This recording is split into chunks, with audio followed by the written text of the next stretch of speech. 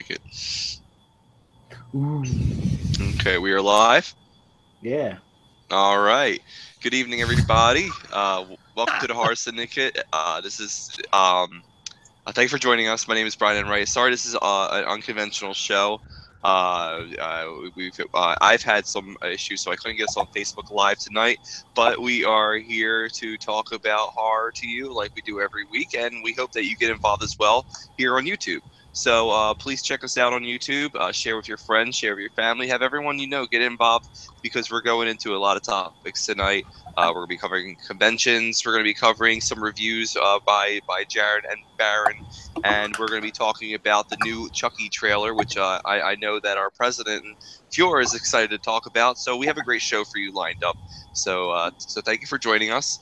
My name is Brian Enright. You can follow me on Facebook at Brian Enright or on Instagram and Twitter at The Horror Jew. Up next, we have Baron Craze. Baron, good evening. Greetings all. You know where to stalk me on Twitter. It's Baron_Craze. And of course, I can be found on Facebook under Baron Craze or the Baron's Crypt. Back to you, Brian. Thank you very much, Baron. Up next, we have Jared Letourneau. Jared, good evening. Hey, good evening, Brian, and all you boils and ghouls at home. You guys can follow me on Facebook at Jared Letourneau, or if you're into the Twitter thing, you guys can follow me down here at Jared Zombie_Survivor underneath Jared Letourneau. Back to you, Brian. Thank you very much, Jared. Up next, we have the one and only Morgan Jewell. Morgan, good evening. Good evening, and you can follow me at Morgan_Jewel_S. All right, thank you very much, Morgan. Up next, we have Sci-Fi's one and only Uncle Rayzilla. Uncle Rayzilla, good evening. Good evening, Brian. Good evening, kids. It's your old Uncle Rayzilla coming to you drug and disease-free from my secret lair, located somewhere off exit 18E of the New Jersey Turnpike. You know, kids, if you want to take a look at my stupid Facebook page, you can follow me at the name you see below. And if you want to follow me on Twitter, you can follow me at RayzillaNJ. Back to you, Sleepy Brian. Thank you very much, Uncle Rayzilla. And last but not least, we have our president and Fuhrer, Razor. Ray, good evening. Hello, everyone. You can follow me at Razor_33 on Twitter. Rage of Razor is a Facebook page. And that's it. Back to you, Brian. All right, good evening, guys. So tonight's episode, we're talking about a whole bunch of stuff tonight, and that'll be also including the I Know What You Did Last Summer series for a little bit, and we'll be talking about conventions, the new Chucky, and a couple of reviews. So let's get into it. Every week, Jared does something different where he streams these streaming services for horror movies and reviews them for you to come check out. So, Jared, what do we have this week? Nothing, actually. And that's a good movie. Yeah. You know, one of the top titles of 2017. Yes. Nothing, you guys should check it out. No, actually, I'm taking a break from BSR this week. Flash in the pan for Brian. He didn't know that, but I have a couple of reviews lined up for the website. I'm going to be reviewing the Korean international acclaimed zombie flick, Train to Busan. That's a good movie. Yeah. And I'm going to have a retro. I'm debating, but I think I'm leaning towards Dead and Buried as a retro review. So instead of a BSR, you guys are going to get some extra nibbles from me. But that's it. Here at the Horror Syndicate, we always love nibbles. All right. Well, thank you very much, Jared, for your wonderful bloody streaming review of Monkey Shine. It's great. But up next we have someone who covers a different style of movies, as he describes it, bottom of the barrel. This is your DOA reviews brought to you by Baron Craze. Baron, talk all about it. What do we have this week? Oh, Christ. We have a film that is a 1.2 out of 10. It is known as a Christian horror film, which is basically an oxymoron. It's like military intelligence or Christian black metal. None of these words go together, and here we have a Christian horror film. This is by a company actually called Holy Moly Pictures. I can't make this shit up, folks. That's the name. The guy who directed the film, his name is Rich Praetor.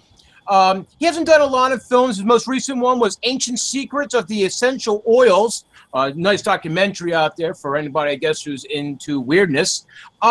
This film is about basically a demon-possessed pornographic magazine that makes kids, I don't know what. I really don't know.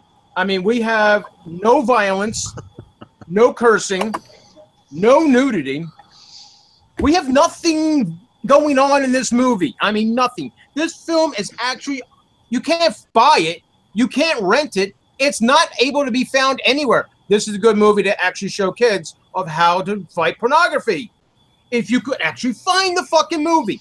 It's released from something called the First Baptist Church, and it's got some of the weirdest dialogue, and this is how we show when we have a demon. We just make the screen jump a little bit. Woo! I'm so scared! Bullshit! You want to fear somebody, do something. It should be provocative. It should do something. But no, I mean, how this movie actually insults Italians, in fact. How? Well, you see, there's a meal that we have, and Rizzo knows this one. We have something called linguine. See, linguine weenie. The weenie. Oh! Look at the jokes they make in this movie, okay? Because the weenie, you got to suck it in, see? That's all sex right there. Of course, you know, you got the Mexican food where it's very spicy too, and got to stay away from that. Of course, this film advocates that if you have to stay at age 25 before you can touch a girl. That's right. You cannot hug, you cannot hold, you cannot do anything. You can rub a shoulder, but that's about it. Also, don't do math problems for girls because they'll want to thank you for solving their problems. This is shit that is actually said in the movie. So basically, the movie is called The Lock-In. Now, the lock-in is basically what happens when people get together for a sleepover at a church. They do games and different things, and it's a very nice moment. My review does not in any way criticize the fate.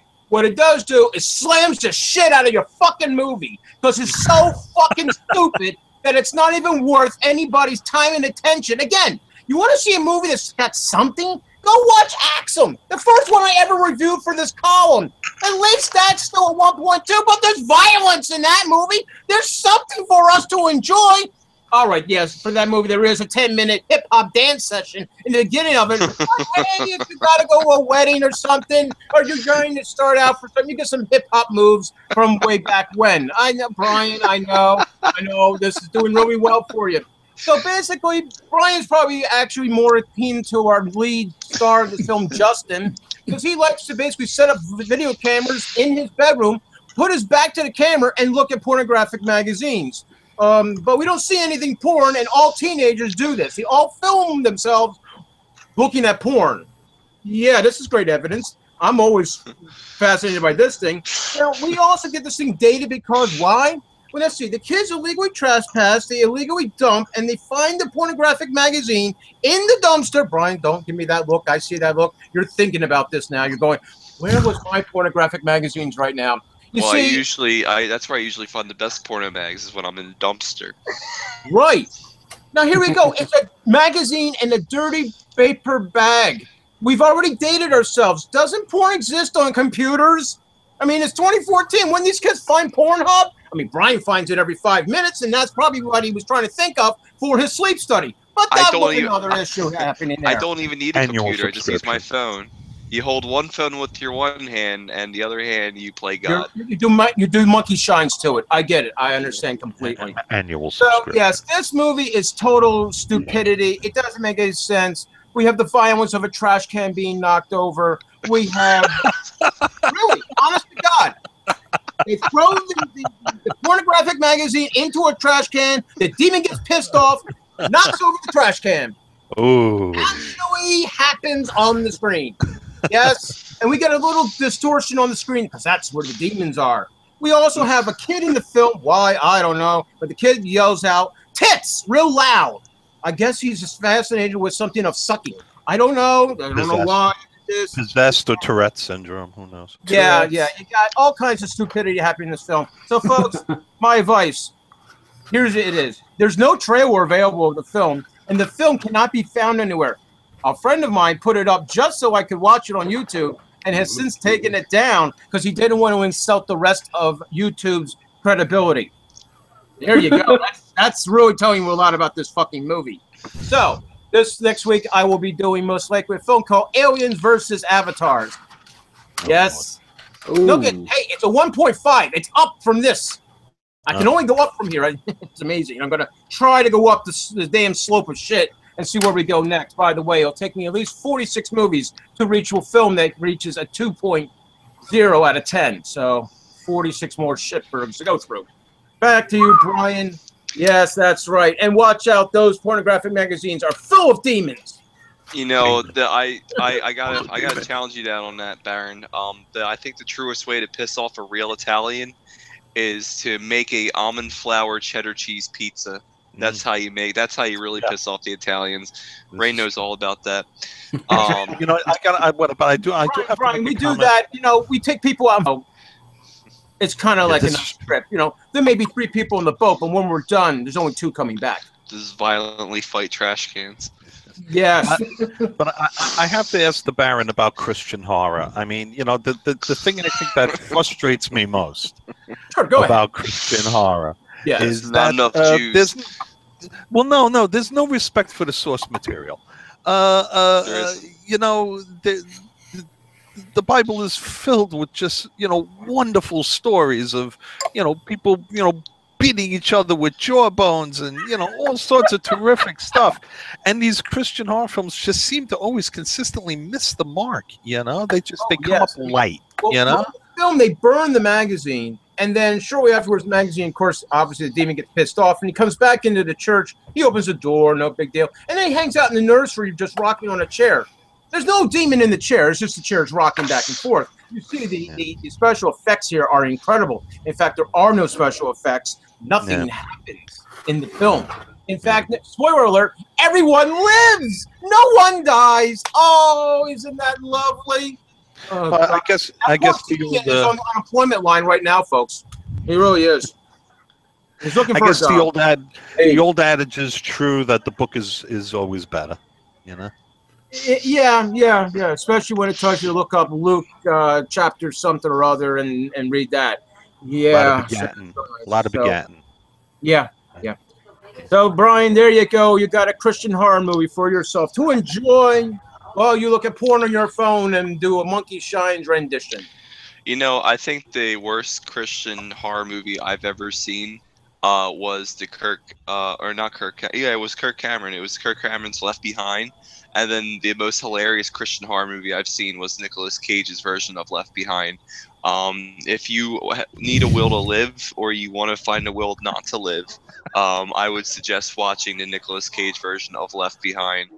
It is quite hilarious. But speaking about getting left behind like a redheaded stepchild, we're going to talk about the new trailer about the redheaded serial killer, Chucky. Ray, you were so fascinated. Ray Zor, you were so fascinated by the new Chucky trailer. What's the name? The Cult of Chucky? Is that what it's called now? Yeah, I wasn't fascinated by it. I just thought that it looked cool. When I was younger, I didn't like the Chucky movies all that much, and I recently watched all of them over last weekend and watched the trailer, and I was like, well, it looks like they're coming back to form. Curse of Chucky was pretty good, and Cult of Chucky looks like it may actually be pretty good too. I didn't like the Seed of Chucky, or really I didn't like the Bride of Chucky either. So I was excited about it. The trailer looks cool. Alex Vincent's back again. He had a small part in the Curse of Chucky. If you haven't seen it, I'm sorry, I just spoiled it for you. But I don't know. I just wanted to see what everybody thought. If anybody was fans of the series, I'm a fan now. I wasn't for a long time, but it was a killer doll. What's scary about that? I love the series. I think that the series is one of the. It definitely holds, it holds hands with the other cult icons of the '80s, like Freddy Krueger and Jason. I think Brad Dourif as the voice of Charles Lee Ray is absolutely hilarious, especially in the first movie when you finally hear Chucky talk. It's I think what was the kid's name? Alex Andy, right? Andy Barkley. And Andy's mom is, yeah, she's holding the doll up, and she's just like, "Talk, God damn it!" And he's like, "I'll fucking kill you, you fucking bitch!" And then she throws him, and he chases after her with a knife. That is the most hilarious scene in the entire movie. It's like the big build up, and then you got this little doll just like getting all like angry face and just like calling Andy's mom a fucking bitch and trying to kill her for the rest of the movie. Yeah, and then of course I love Jennifer Tilly. So seeing her in The Bride of Chucky and the Curse of Chucky was A+ for me. As you know, seeing her as the female villain. I agree with you. I really enjoyed The Curse of Chucky.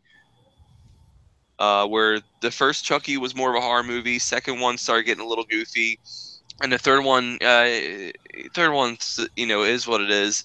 The Bride of Chucky is when we started introducing like really over the top humor, and then the Fuck Martha Stewart. yeah, yeah, and I honestly don't even remember watching The Seed of Chucky. I The Seed of Chucky was just I remember John Waters being in it, so I was like, all right, being an avid John Waters fan, I need to see this movie. Just to see how terrible it is. But you know, when I look for terrible movies, I try to see how funny they are as well, because it's a lot of money put into a movie to make. And you know, you don't want it to be like a Christian horror movie where people are masturbating in like a room and there's a demon on a rocking chair watching them, and there's violent trash can scenes. Yes, You know, gotta be careful of those trash cans. yeah, I mean, you know, people eat out of there, so it pays some respect, you know. But you but you have But but not you have the animals, Chuck you know. Child's Play movies. I'm really excited to see the new one. What's the name of the director? Don Mancini. Yeah, I think that's right. Yeah, you know, he's Yes. he's pretty much directed all of the Chucky movies. So I mean, this is his vision. You know, it's not like, you know, other people came in and decided to direct it. It's just like the Phantasm movies. You know, this is the director's vision of how he wants Chucky to be portrayed. And you know, you honor that. You know, even though not everyone's visions need to be honored, like George Lucas's versions of episode 1, 2, and 3. But you know, it's still canon. But yeah, I went on too much about these Chucky movies, so Well, we I could can't do a whole complain. episode on this series if we wanted to. Yeah. Oh yeah, it's a film that missed an early crossover opportunity. You know, if you're curious what I'm referring to, is when he decides to choose the doll to get transformed into, and there's a Godzilla up on the shelf that he should have became instead. His Yes. face rolling around as a Godzilla could be an interesting crossover very early in this series. It's always, Godzilla with Brad Dourif's voice. there you go. I mean, come on, let's think about it. It would have been interesting if, with all the different variations of all the Godzilla creatures out there. I mean, you could have had an endless little parade of things he could have become there. So, I'm on board. yeah, see, Can it's you- something sci-fi would have enjoyed. Oh yeah. Can you imagine the Chucky Shockma crossover? That would have been great. Oh my god. That would be like, if any of you guys have never seen Shockma, Shockma is this movie where this genetically modified baboon gets released in a school, a med school, and all the students are playing this real life role playing of Dungeons and Dragons in the med school, and this genetically modified baboon named Shockma gets pissed off because they give him too much of a dosage, kind of like monkey shines. They give him too much of a dosage, and Shockma ends up becoming very like violent. He's And juiced. yeah, and he chases after people, and the whole movie is just him trying to break down like doors like fucking Jason Voorhees, but it's a baboon. And I think that a Chucky Shockma movie would have been a great crossover. You would have had Chucky and Shockma walking around just destroying lives under 3 feet, and I think that we need more movies like that. But I'm really excited about the Chucky movie. Is anyone else really excited about the Chucky movie? Well, there's a few trailers out there. There's also a Red Band trailer which I checked out, and but you know it looks, you know, it looks like a Chucky movie. I can't help but think, you know, as I watched the trailer, that, you know, they could have used shots from any of the Chucky films to put together a trailer. There's been so many at this point. So I mean, I'm a little reserved. I also, you know, think, I believe it's coming out straight to video. It's not going theatrical. I believe it's a direct to DVD, Yeah, it's or going to even be a straight to Blu-ray, and then they're also releasing a VOD. 7-pack Blu-ray of all the movies together in one set. Yeah, that's not a whole lot of confidence in the film. That's sort of distribution straight to I DVD. think the But Curse of Chucky was also released straight to video. Yeah. Yeah. I And it have was this good. collection. I have this collection, which is like I have that too. 2, 3, 4, you know, Bride and Seed, and you know, the movies, you know, play on a very, very tried and true horror trope, the living doll. It's been around as old as horror movies themselves. You could go back to the 1930s. You could go back earlier, of the you know, the way that horror has portrayed the living doll throughout the decades. So it's a tried and true horror mechanism. I just think that they've gone to the well too many times with it. But that's me. You guys know I'm not a big fan of sequels. I tend to feel that too many sequels belittle the original. You know, you tend to forget how good the original movie was once you begin to get watered down by a lot of sequels that, you know, peaks and valleys. This is going to be the 6th Chucky movie, I believe. Yeah, I think so. 7. That sounds about right. This is the 7th Chucky 7? film. Oh, jeez. Seriously. So, yeah, I think they may have gone to the well too many times. Look, if they could pull something out, I salute. But I don't know. 6, 7 times, it could be over. The Red Band trailer was okay, but, you know, again, the shots of Chucky look like you could have just plucked them out from any other Chucky movie. There's certainly plenty of films that you could have cobbled together. You could cobble together a new trailer. 1, 2, 3. Yeah, we watched The Curse of Chucky, and my son said the doll looked completely different, and he didn't like it as much. It does, but, you know, technology's changed so much, can change so much. He did look different.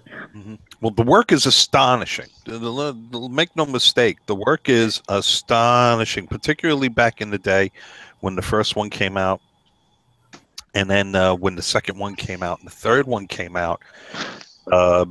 The technology obviously improved. There was an obvious improvement, a progression in the technology along the way. And the work is amazing. There are moments where you really buy it. You buy the effect. You believe it because it is that good. They use a slave mechanism that a performer wears, and the performers, the actor gives a performance, and then the puppet mimics the performance. Hence the term. You know, but other than that, from a content standpoint and a story standpoint, I just think that it's gotten a little old. What about you, Barry? Yeah, I can agree with that. Well, I mean, look, I'm curious to figure out. I remember seeing the film back in, what was it, 88 when it was originally released, the first one. Yeah. And I mean, it was good. It had the puppet feel. At the same time, I think you had a lot of the full moons, the puppet masters going on maybe around the same time. So you had those puppets. My favorite from that series was Blade, and also the Leech Woman. But it worked for one. Then we had 2. I think we were at the military school with maybe, or we got around to that. It's been a while since I've seen this series. That's the third one, the military The third one. Okay, so yeah, the other one was at some other place. I mean, I don't know. I'm really curious to figure out what would the modern audience you know, Morgan's crowd, think of the Chucky movies now. I mean, there's a thing nowadays where we're entering into what they call post-horror, or what I call philosophical horror, actually.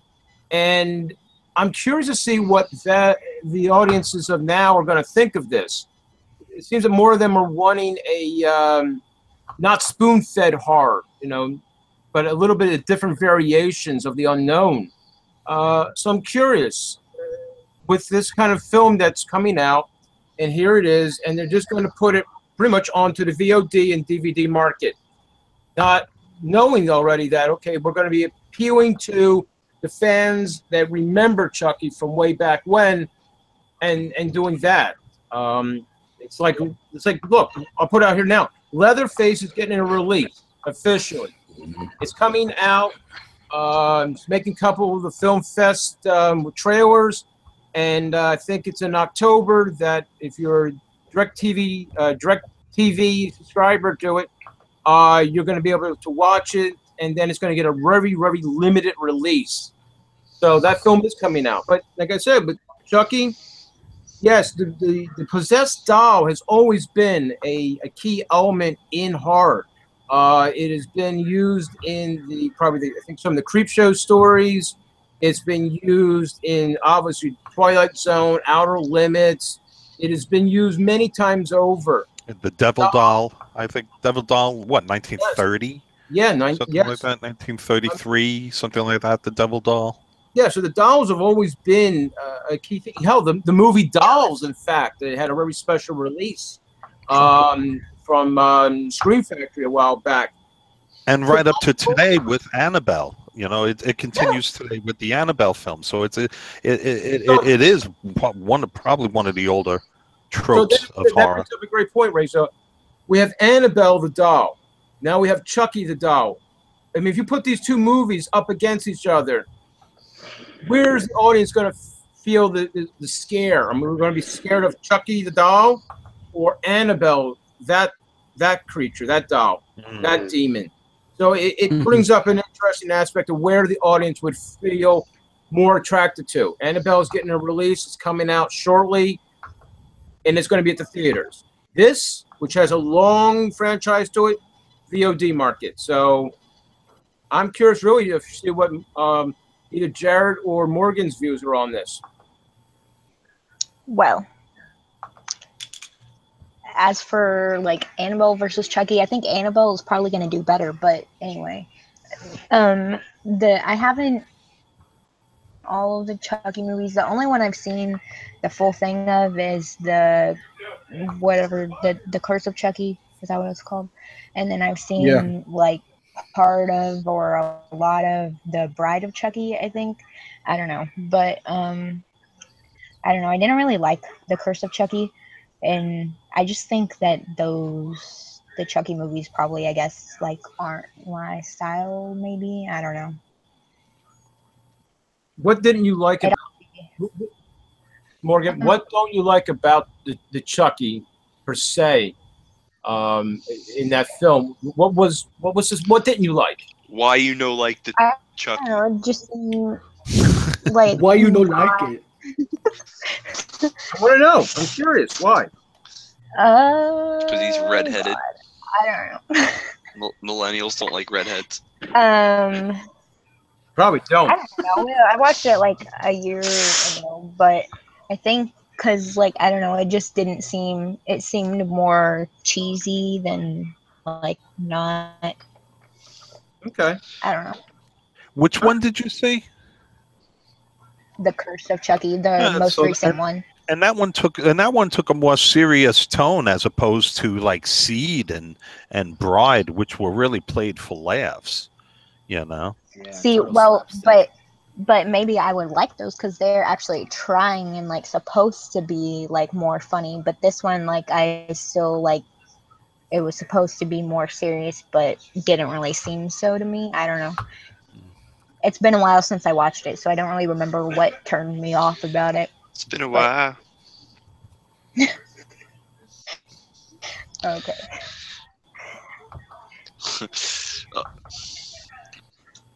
You know, kind of going what you're saying. I think that Annabelle is marketed for the generation of now, like kids who. Well, I saw Annabelle twice, and it's not because I really liked the movie. It's the first time I went to go see Annabelle with my wife, and the theater was overran with children who were dropped off by their parents because the movie was rated R. Now I get that we used to do this back in the day, where our parents would take us to an R-rated movie, buy us the tickets, pretend that they would go see the movie with us, and then leave. Now these the movies we had when I was a kid were much better than the movies that we're getting today that are R-rated. Annabelle was absolute crap. We went into the theaters to see it, and the children were just so obnoxious. They're on their phones. They were talking the entire movie. The theater was full of children. Now, with that being said, we got pissed off. We got our tickets. We got refunded our tickets to go to the next event. We saw it, and the audience was quiet. There were still kids there, but it was during I believe it was during a school day in the afternoon that my wife and I went, and we saw the movie, and we were able to understand the movie, and it seemed to lack the horror that the doll movies have portrayed from before. Like, say, as Dolly Dearest be an example. I remember that one. Oh yeah. The third segment from the trilogy of Terror, Right. with Karen Black, like that whole doll story was terrifying. So Yeah, that this was a good Annabelle one. has, yeah, and Annabelle has big shoes to fill. So we saw Annabelle, and it just wasn't good. But I understand the audience that it's aimed for. It's a different breed of audience. It's a newer generation of audience. And I kind of give to Don Mancini to releasing the new Chucky movie video on demand, like he has done with The Curse of Chucky. That being said, is because the video on demand crowd is more of your stay at home, I don't have time to go to the movie theater because tickets are too expensive type crowd. And that's the way that technology and society is going. It's going to video on demand. We'll make movies that are for children in the theaters, but we'll make the movies that are for the people who love these cult movies. We'll make them available for video on demand, just because it's cheaper to do a movie on video on demand than it is to release it theatrically. Everyone here knows this. Mhm. And it's if you have the money to release it theatrically, good. But the fact that you're releasing a Chucky movie, not a lot of people are going to want to go see it in theaters. That's just the way the society is. And it being released video on demand was a smart move. You've seen through the years the success of direct to VHS, going back, direct to VHS, direct to video, direct to DVD. You see the success of these movies, and as some of them have become cult icons, because they're not very successful theatrically. But the Chucky movie is gonna, it's gonna tickle the fancy of your Chucky horror fans, as well as your old school horror fans.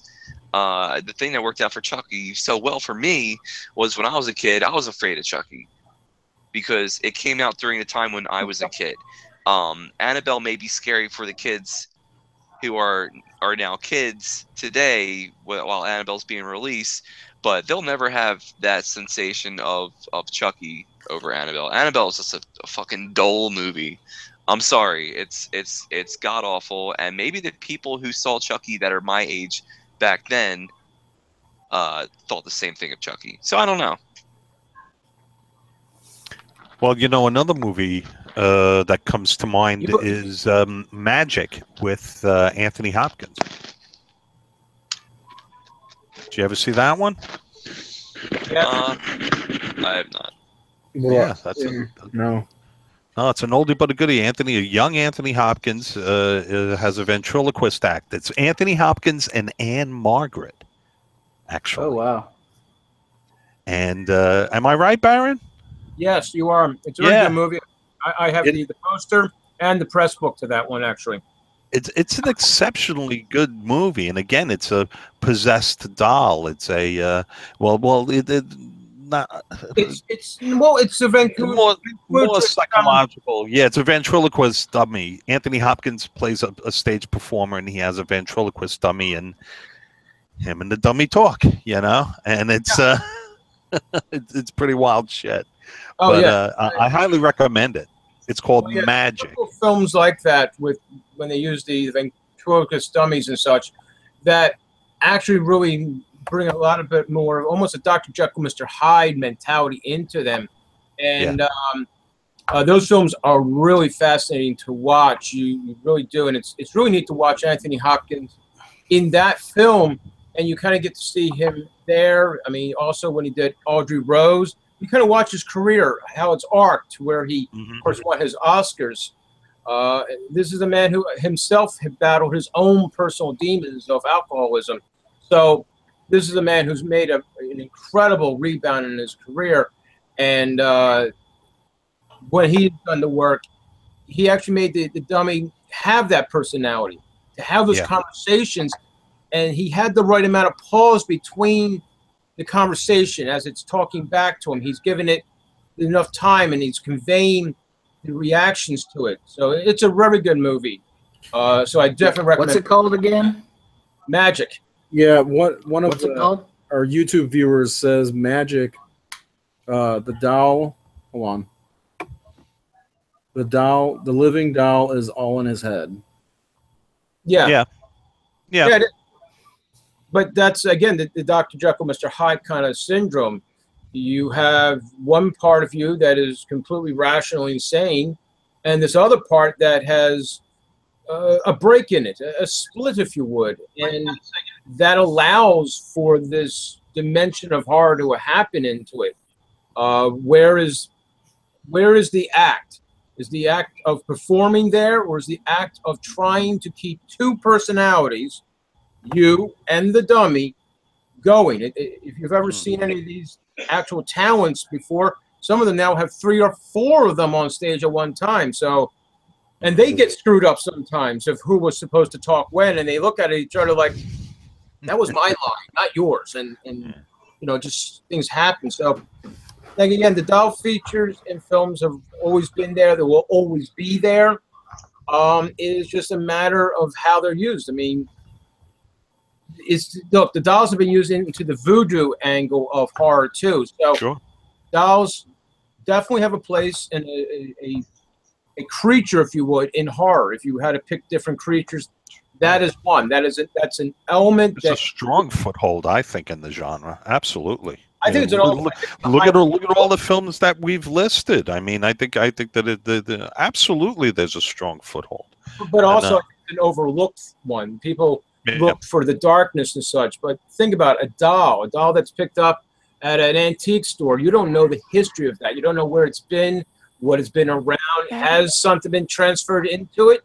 Why not? I mean, if a demon's looking for a nice ripe home, a doll is a perfect place to go. It can just follow you on home and absorb everything that's going on. I mean, some of these dolls, if you look at their eyes, they look. Haunted houses do it best, folks. Haunted houses, actually, a lot of them have the doll room. Yeah. Where all the dolls, all the creepiness is looking at you. They don't need to do any scares in the room. The dolls are doing it all for them. It's called cheap labor. I mean, and people don't like to stay in those rooms. I mean, just discussing it, I'm reminded of Dead Silence, which is a film not that long ago. Yeah. There's another movie called The Boy about a couple that requires a babysitter, I believe, to watch their so-called son, and it turns out to be a doll. So it's an ongoing theme. I enjoyed Dead Silence quite a bit. I did too. If you want to even a step further, I mean, with the dolls and such, you can go to Tourist Trap, where the dolls in that film are mannequins. So it's just an extension of what they did with these films. Tourist Trap, folks, if you're listening, that's a great film to check out. It's a really good one. It is definitely a good summer movie. Huh? It's a good summer movie. Yeah, it. So I'm just saying, it has a lot of expansion. It will always be there in some form or another. The dolls are not going anywhere. They will enjoy staring at you while you sleep at night. I mean, right there, for example, there's Morgan, and she's got E.T. over in the corner. But how do we know that E.T. doesn't have a demon in it, and he just likes to watch you during the night? I mean, yeah, I can see E.T. being demon possessed. I can clearly see it now, as E.T. wants to go home, to your home, to watch you. I used to have a little I had Raggedy Ann and Andy dolls in my room, like on my shelf from like when I was little. They'd been there for like ever, but I had to move them out of my room because the real life Annabelle doll is a Raggedy Ann doll. So I was like, yeah, no, this is like not gonna be in my room. Oh, that's the kind of doll you give to somebody to put in the kids' nursery. I like it. Yeah. Well, we haven't heard from Jared yet on the whole Chucky doll thingy. Okay, deep thoughts about it all. Let's explore those thoughts. Well, I mean, kind of like pretty much everybody else other than Ray and Baron. I mean, we kind of grew up with the Chucky films, so I mean, it was something that kind of scared me with the first one, but they progressively got a little worse. And Canella alluded to it earlier. Bride and Seed were pretty much strictly slapstick, and I didn't find really much enjoyment from those films, even though they were kind of funny. The Bride of Chucky had a pretty cool metal soundtrack, though. It had some good songs on it. You know what? Mentioning that, it's funny. Somebody said that to me the other day, and not to cut you off, but I think that also came when metal soundtracks became the thing, like The Crow. You remember, like in the mid-late 90s, they started having really strong metal soundtracks. Yep. And yeah, you're right. Yeah. Sorry. Freddy versus Jason had a good one. Yeah. But like those two were really slapstick and kind of like knocked me off the franchise. I still haven't seen Curse, but I mean, you guys have a couple of you have seen it and said it's not bad. So I mean, that might give me a reason to revisit everything, I guess. It's on Netflix. Yeah. Oh, cool. Yeah, it's worth a watch. I have that. Yeah. But I want to watch all of the movies because whenever I was little, I was scared of Chucky too, because I mean, that's just, somehow growing up, like just know about Chucky, even if they've never seen the movie, and then become scared of it. And I remember seeing like a part of it during Halloween season one time, and like it was like a part where like Chucky was in the back seat of the car, and like then he was like gonna attack the lady or whatever, and that really scared me, and I was like, okay, bye. I'm not watching this. Yeah, well, they're not bad overall. Seed of Chucky kind of goes off the rails, but I think they're worth watching, all of them. And I am excited about the new one just because it looks like it could wrap up the whole story, from the first one on. It looked like I liked the concept of it from the trailer. It looked like it has a good concept. Yeah, I agree. It could possibly be the last one. I don't know. That's something I'm interested to find out, because they're bringing Andy back, and it'd be great if Andy was the one who to finally finish off Chucky once and for all. It's just you got to watch, Jared. You have to watch the Curse of Chucky, and anybody who hasn't seen the Curse, if it's on Netflix, check it out and stay to the end of the credits. So. It's refreshing to see that they haven't resorted to CG, to CGIing. I think they have a little bit. I think there was a little bit of CG, but I think a lot of it looked practical enough in the Curse. They've always done a really good job. Maybe for long shots, they did some CG work in this and that, but for the most part, they remain faithful in that, you believe that Chucky's an actual doll. Yeah, a physical object in the room, and kudos to them for not going the CG route. Did anybody mention the movie Dolls? Yeah, my wife is terrified of that film. Okay. Yeah, I mentioned that one. Yeah, my wife hates that movie because of when she was a girl. Yeah, there's a Scream Factory edition. I'd like to get of that one. Oh, it's already a good one. I do have that. Yeah. Well, Scream Factory puts out good things unless it's body bags, because that is terrible. Everybody knows that one. Yeah. Well, So- Curse of Chucky is on Netflix, by the way. There you go. look, Scream Factory does a And- good job, except for when they kind of messed up the rights on the Vincent Price Collection Volume Number 1. That's why it's out of print and is questionable in how it's sold. The information was that Scream Factory lost rights on one of the films in that collection. Hence, they had to immediately dump all the films, which was dumped off to Best Buy, who then quickly sold them all. And that's why the film now goes for an astronomical fee, because really, technically, the film's not supposed to be sold at all, since it has a copyright infringement attached to it. Just to throw that out to everybody. Rare. Uh-oh. I wanted to. I'd like to get off dolls for a minute, Okay. and I wanted to. I saw a movie. They're so cute and terrifying at the same time. Yeah. Well, we could probably do a spin yarns about doll movies and the Chucky movies. And We episode we've should. already taken up a lot of time on that. Not a big deal, of course. But no, I wanted to find out if anybody's seen anything new this week, because I saw something Yep. called Night of Something Strange. I wanted to kind of talk about for. Oh, I love that movie. Oh man, you saw it? Oh, I saw it at the New Jersey Horror Con. It was a film where at first the room didn't have a lot of people in it. People started texting others, telling them to leave their vendor tables. And the room holds 150 people. We have people sitting on the floor, standing against the walls. We broke that fire law, and that movie is fantastic to watch. Yeah. See, Jared, I told Nice. It is a great movie. It just keeps What's up it called? throughout. The Night of Something Strange. It's basically, I don't want to tell you too much without giving something you. away. Yeah, that's why I had trouble writing the review. Right. It's basically, let's say, STDs gone mad. All right? Let's just go that way with it. All right? That gives you a nice little feel there. So we're rather dark out of Africa, is what you're It's saying. But it just keeps going. Just when you think they can't go a little any further, they do. And then they go a little bit more. And it just keeps going. yes. So, Yeah, I got the movie. I met the cast, the crew, just like you did, Razor. Yeah. I was gonna they say, signed everything. What's when I that? went- where did you? Were they all there, Baron? They were at the New Jersey Horror Con, and they had a table set up with the people from the barn. Yeah, and I was gonna say, Justin, I went to see him at the Days of the Dead, and pick up my copy of the Barn, and their booth, they're right next to each other, which was perfect. I got to meet Wayne Johnson and the director, whose name I keep forgetting, and then Trey Harrison, who was the star, who has a couple great one-liners in the movie. But that was one of the ones that I had Gesundheit. I'm glad somebody else has seen it. Excuse me, guys. Sorry. Oh yeah.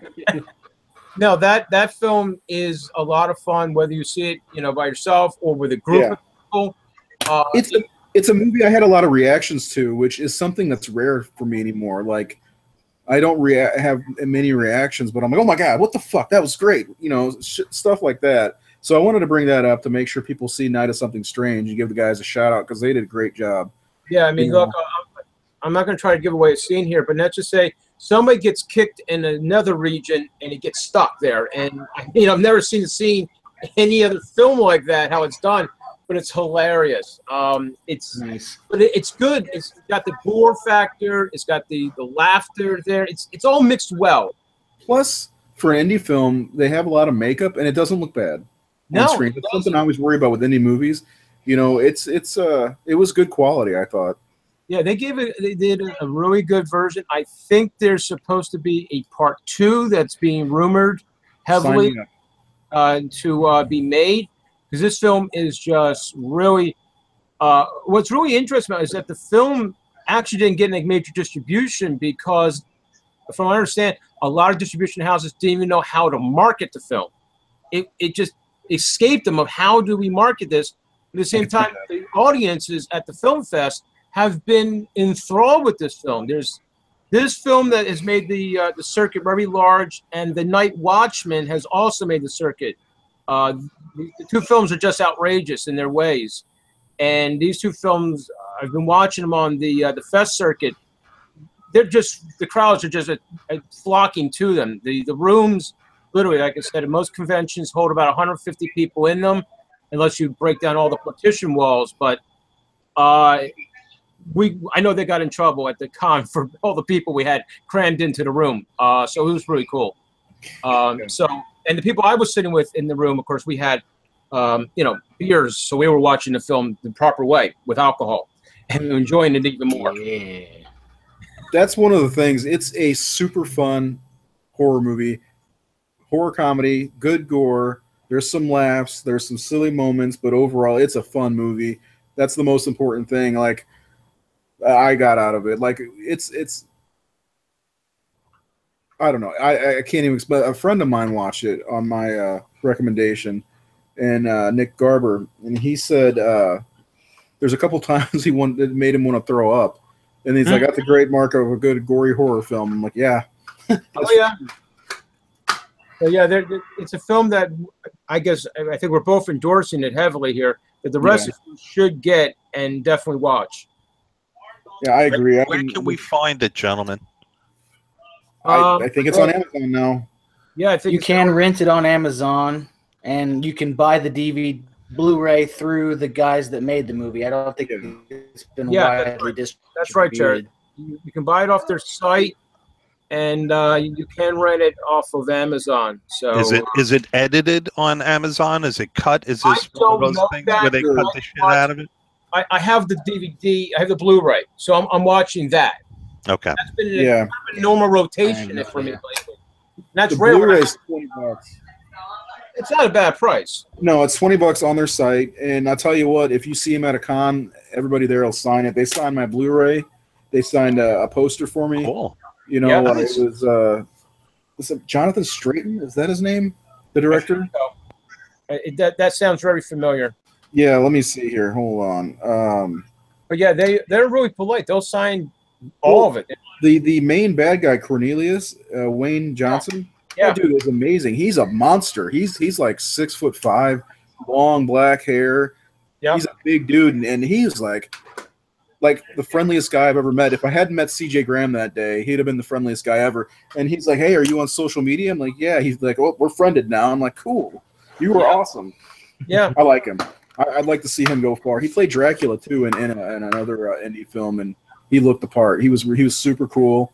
I really hope these guys show up at another convention. I'm going to 2 more this year. I hope they're at one of them at least. I know Justin with the barn isn't going. Justin Seaman isn't going to be at either of those conventions. He's going to be Baron. Justin will be at the New Jersey con because they're having a Night of the Demons reunion, which is his favorite horror movie. Yeah, I know. I've been promoting that on my show. That it's going to be massive. I think there's now 5 or 6 people from the original Night of the Demons. So I want to tell people, bring your Blu-ray, bring the movie poster. I've got the poster. You know, I'm going to get that signed. It's probably maybe the only opportunity you're going to have where the director's there, and 5 of the cast are there. So that's, you can't pass that up. No, you really can't. That is a great film. Yes, it had a remake done of it. It has 2 other sequels. Maybe it's something that here on the Syndicate we'll talk about in the future, those films. But the first one is obviously the best. It's a real good movie. Yeah, I agree with you. I love Jared. I think you're a big fan of Night of the Demons, aren't you? Yeah, I have a kind of a love-hate relationship with that movie because it goes off the rails, and I don't know. I still love me some Linnea Quigley though. Yeah. Who doesn't? Yeah, she got the blazing nipples there. What you can do? Yeah, blasting nips. There you go. So Baron and I both heavily endorse Night of Something Strange. So anybody watching, give it a look-see because I liked it. Baron liked it. It's $20 on the way. I think the website's just nightofsomethingstrange.com, isn't it? Yeah. So check it out. Support them. Support indie horror because Morgan's blast a tweet out, will you? Like one of their handles. Yeah. One of the films where they is NOSS, The Night of Something Strange.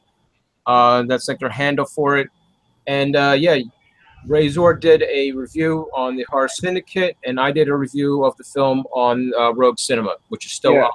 You guys can check it out there. Forgive my review. Awesome. I had a hard time writing it because there was just like so much. It's like one of those movies you want to go back and talk to your friends about. And when I was writing it, all I wanted to do was talk to people about it. And I'm writing this. I'm like, God damn it, I don't want to spoil anything because it's fucking weird and so fun. Give all the good stuff. Yeah, and so it's kind of a shit review, but you know, it's basically all you need to know is it's a fun movie. It's worth a watch. You know what? I think it'd be fun to watch it in a group of 5 or 6 friends.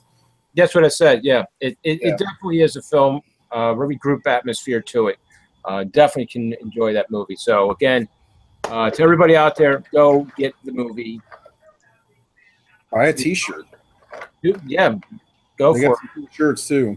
That's the one thing I regret not buying was one of their T-shirts, but I can buy it on their website. So, Night of Something Strange. Check it out. Night of the Demons sucked.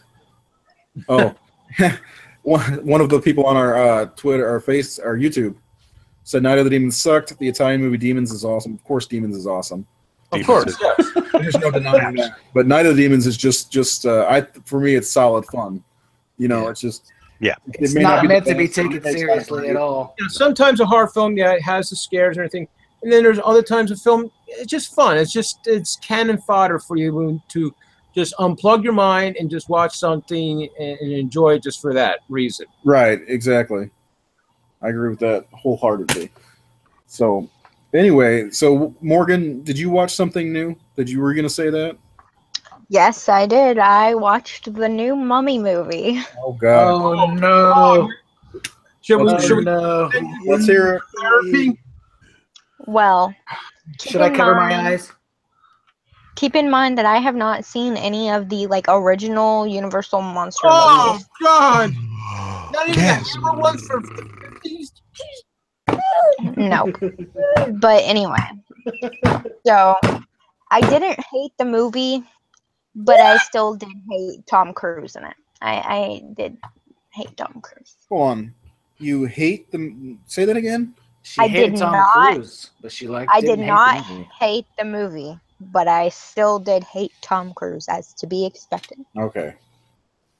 I guess that's okay. That is a respectable review. Hey, I didn't say I liked the movie. I just said I didn't hate the movie. Okay, but so if you didn't hate it, then okay. At a scale out of 1 to 5, 5 being phenomenal, 1 being a total shitbird, because zeros are left for DOA. Where do you rank this movie? And why? Well, I kind of stopped paying attention towards the end. So I'm not really sure. I'm not really sure what went on at the end of the movie, but like a 2.5, and maybe if I rewatch it and actually pay attention to the part that I didn't pay attention to, maybe a 3. So I won't expect your review on it then for our website. Yeah, no. 2.5, and I did. You give it a 2.5, and it couldn't hold your attention. That's generous. Well, that's generous. I was gonna say 2. Wait, I have a question. It's a serious one. 2.5. No, it's a serious question. The film has given many genres to the film. What genre would you akin the movie to? Is it more of an action drama, or does it have any horror elements really to it?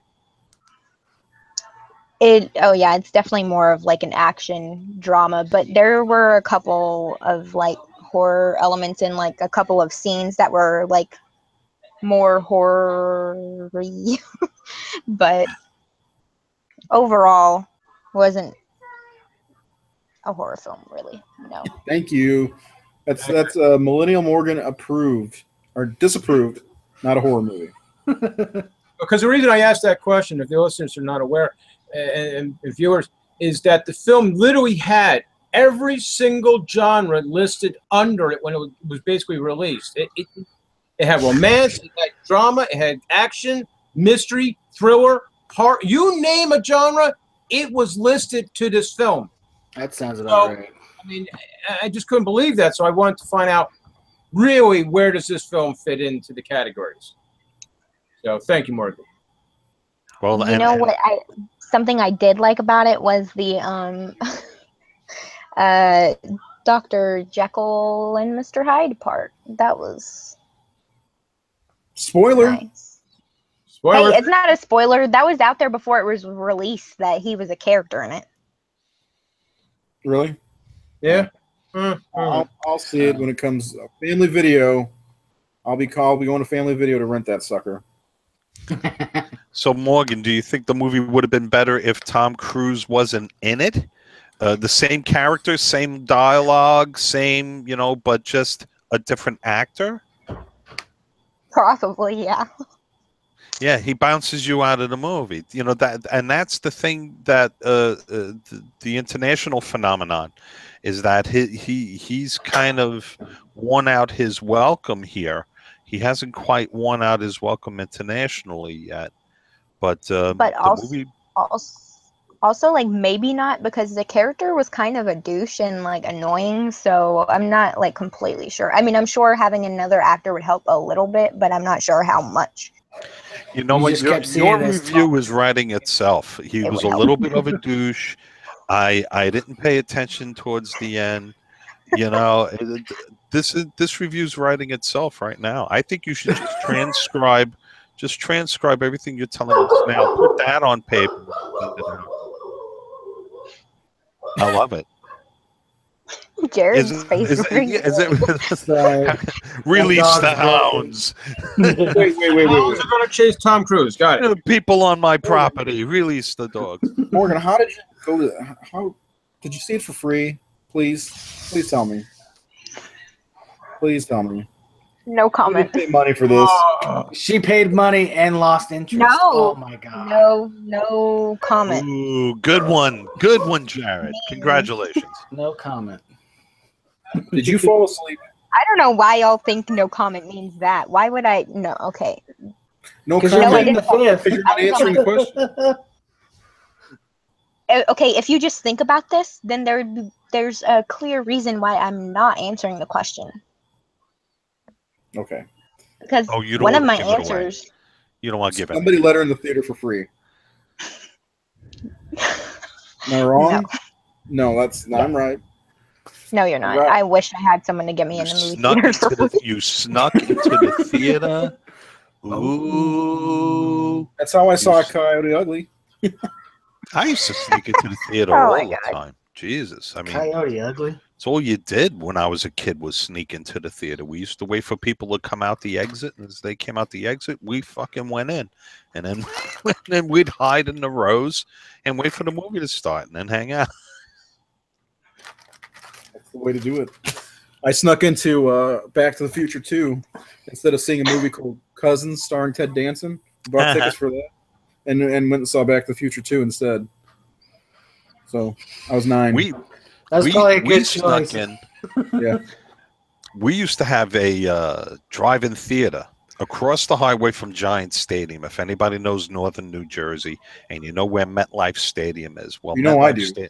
MetLife Stadium is the new stadium, but the old Giant Stadium was along Route 3, and we had a drive-in theater. Yeah, in the Meadowlands.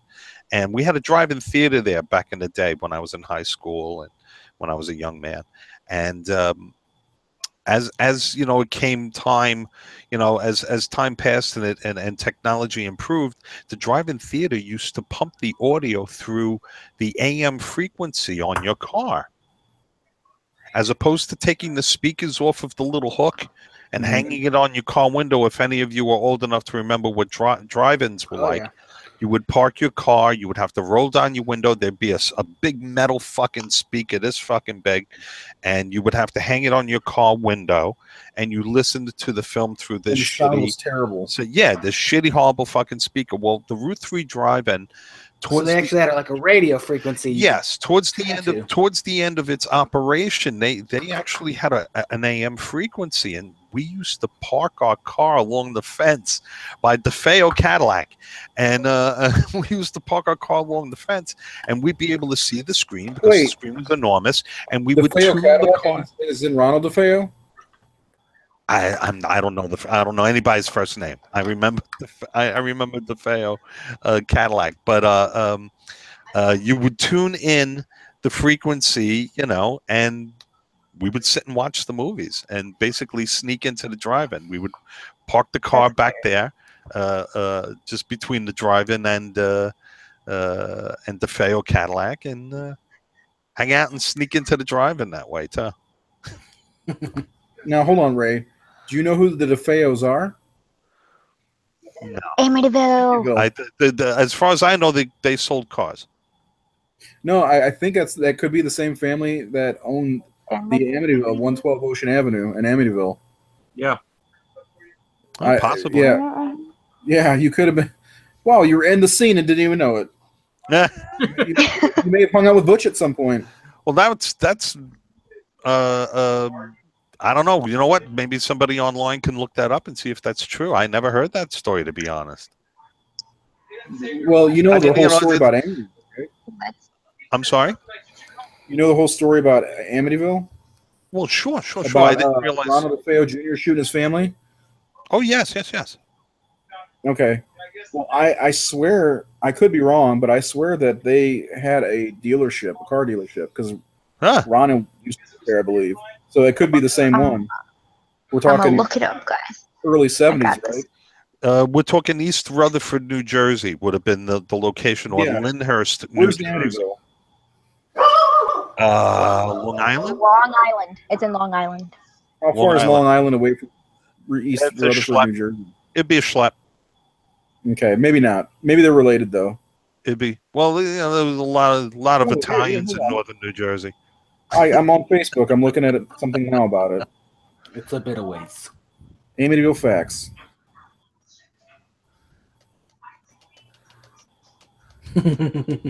Although there's a couple of mistakes, like DeFeo's. Okay, they did not own DeFeo Cadillac. Okay, There you go.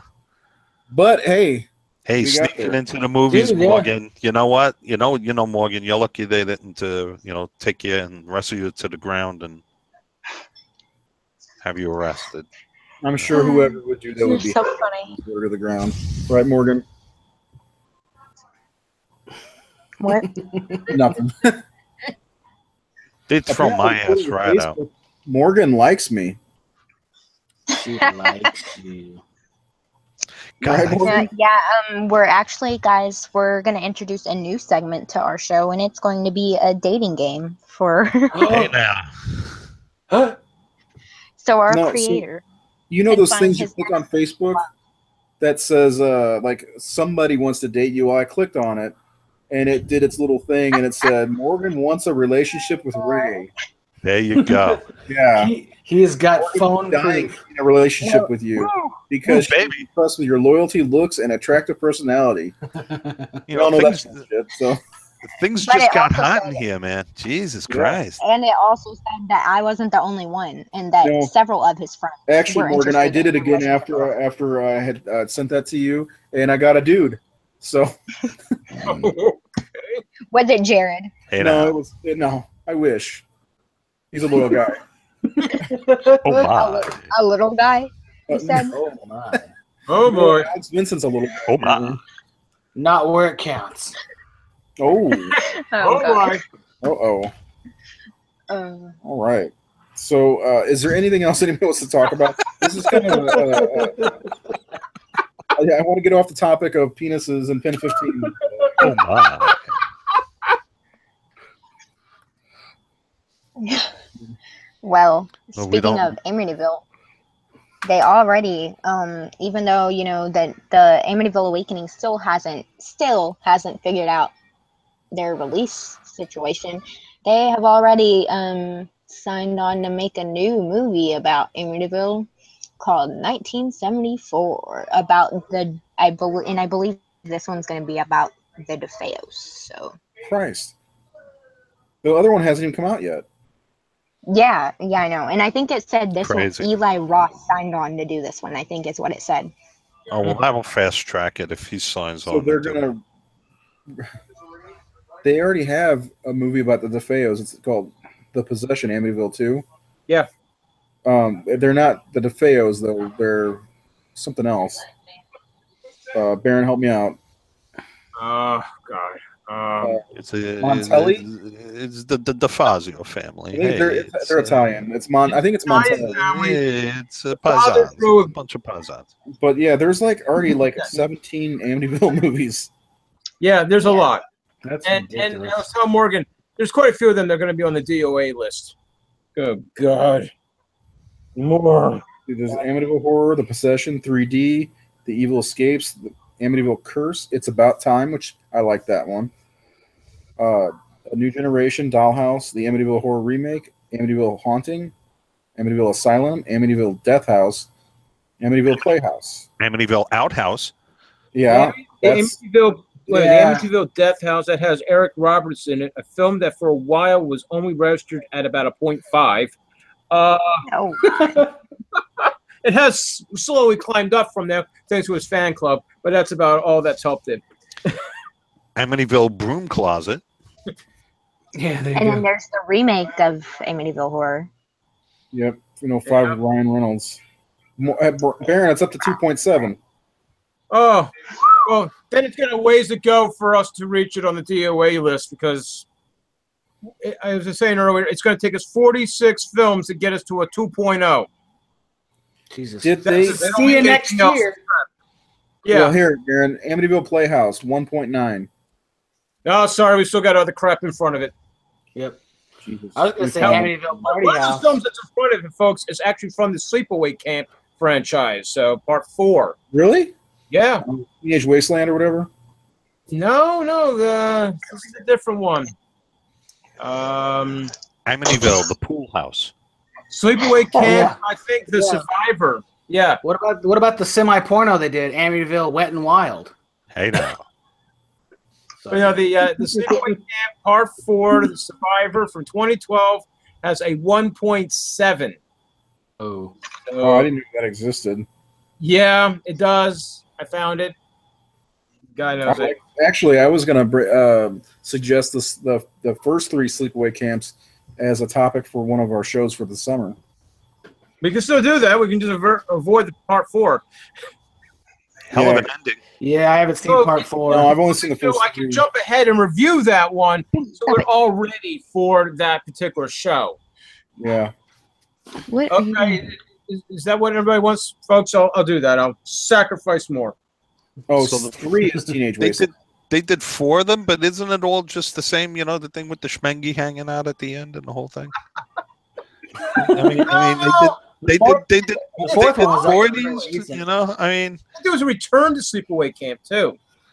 yeah, but it's the same. With the kid with the Comisikiam hanging out. They were going to I make them understand what it is. But we understand this. What's this? Apparently, there's going to be a reboot.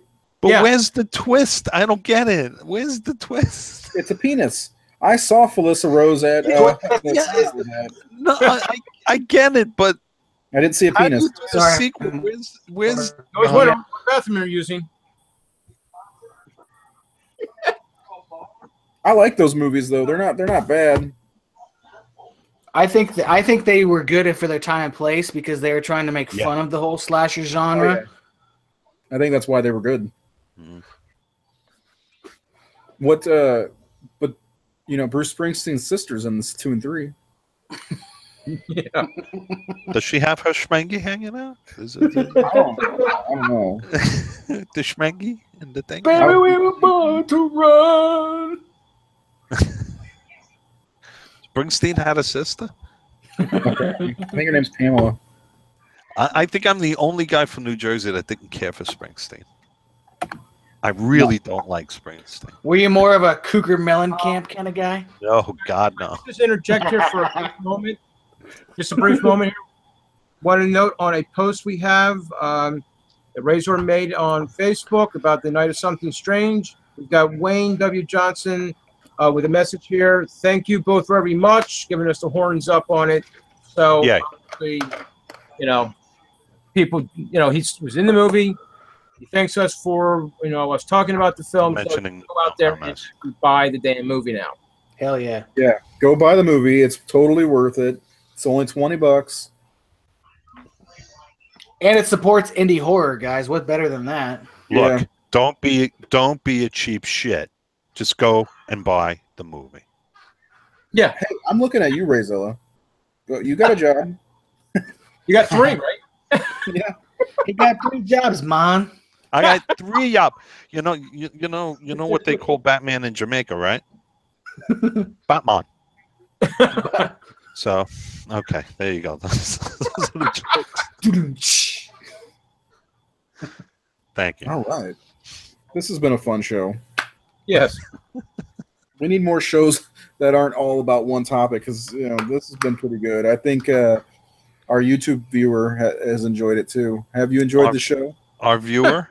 Yeah, our viewer. Well, we've had upwards of 6. Which isn't bad. Hey, yeah, my friend Naomi is watching. Okay, she should be. I don't know if she still is, but at one point, Naomi, I'm going backwards, right? Thank you, Naomi. Thank you. I'm moan. Has anybody seen Alice, Sweet Alice? Oh yeah, back in the day, yeah. Okay, that was mentioned on our YouTube chat here. Written in Red Dreams has been lighting us up, and I really appreciate that. I think this is the same person who told us to use the chat that I didn't know about. Cool. Very cool.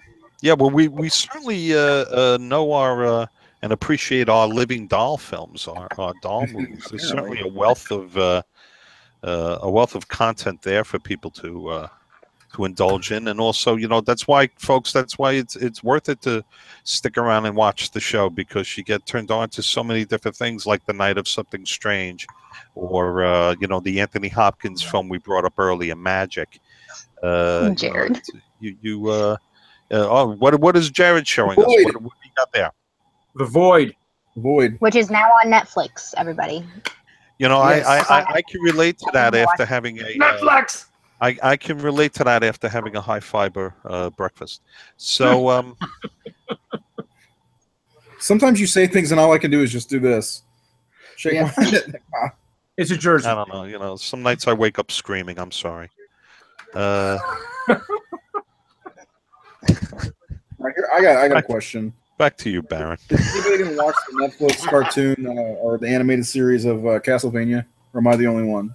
What's this? I've only watched the first episode. Game from the 80s on the NES that's got a animated series on Netflix. Oh, the old Castlevania. Yep. Yeah. It's like an anime show. I know of it. I know they submitted it to Sci-Fi Channel. We almost bought it. We used to have an animation block. And it pissed me off to no end, because the animation block, in my opinion, was very, very, very lame. What was on the animation block? Well, it was 1992 when we launched, 1992 to 1994. And we were showing things like Captain Scarlet, Stingray, the old Jerry Anderson stuff. We had Journey to the Center of the Earth. We had Fantastic Voyage. Like Thunderbirds? We had things that were, already about 20 years old, and I was really, pounding my fist against the table, begging to get some anime in there, begging to get some, some more contemporary content in there. So it was very, very, very dated stuff. But that was something that came across our desk. I remember it clearly. I think I had some toys. I think they even had some action figures from it or something. Yeah, they made some action figures based off of one of the later games called Symphony of the Night, which is awesome. Yeah. I was a big Castlevania game player growing up, and Simon Belton. Yeah, Simon Richter. It's good. My brother-in-law saw the show, and he said it was really fun. And it's 4 episodes of like 20 minutes a piece. He's like, why didn't they just make it a movie? And that's a good question. Why wouldn't they just make it a movie that's only gonna be like 4 episodes long? But maybe it wasn't produced for American television. That could be. I don't know. I plan on watching it. And I'll struggle writing a review. They revoice it. That'd be easy to do, considering. Anybody ever seen an anime called F3? F3, no. No, I don't think so. It's a porno. I've heard of FU. It's frantic, frustrated, and female. It came out in like 1998. I went to a friend's house to watch horror movies one night, and he had a setup. We called him The Godfather because he had walls lined up with video games and movies. And he's like, "Hey guys, I want to share this movie. It's called F3." He puts it in, and it's about a 17-year-old girl who can't have an orgasm, and so she's doing all these different things to have sex to have an orgasm. But when I think of anime, that's what I think of because I don't like anime. Look it up. F3 anime. Morgan's like, It's on YouTube. Death Note's pretty cool. Death Note's pretty crazy.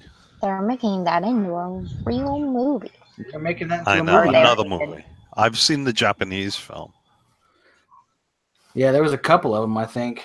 Yeah, it's pretty freak. Japanese action, live action films. Yeah, it's pretty crazy stuff.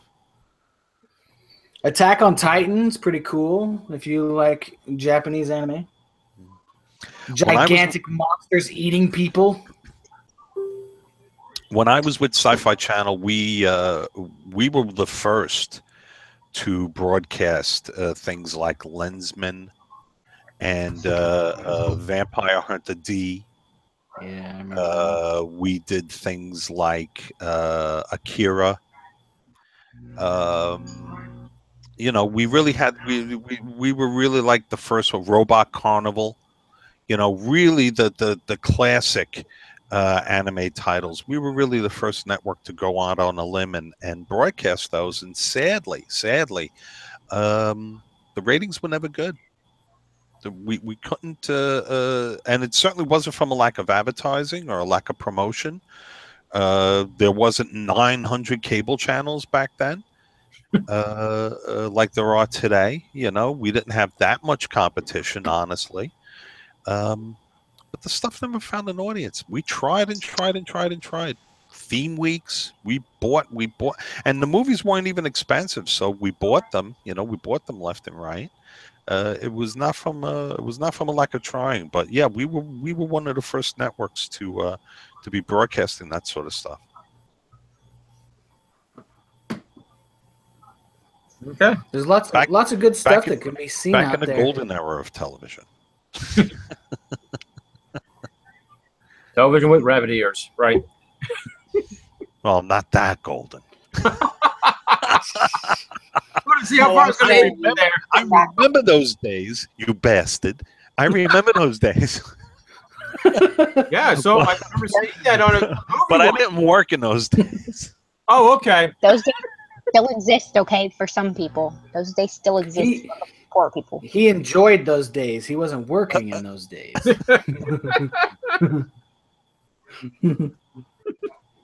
Sorry, Rizzo, I just had to do it. I know I'm a relic. That's okay. You're loved here. A picturesque and beautiful one. So is there anything else anybody wants to jump on before we maybe wrap this one up so I can go to bed? I don't know. Anything else? I heard, I think I read, didn't John Carpenter sign a deal with Sci-Fi Channel? Did he? I believe I saw a press release that Carpenter has done a deal with Sci-Fi Channel to produce a series, I think. I remember seeing the headlines of him doing something like that, but I'll find out. I believe I read it in one of the trades. Maybe if one of you guys look it up real fast, but that was John Carpenter. 6 days ago, John Carpenter and Sci-Fi developing Tales for a Halloween Night TV series. That's it. Yep, that's the one. There you go. So, let me find everything out for the fans. Advertiser-based cable, yay!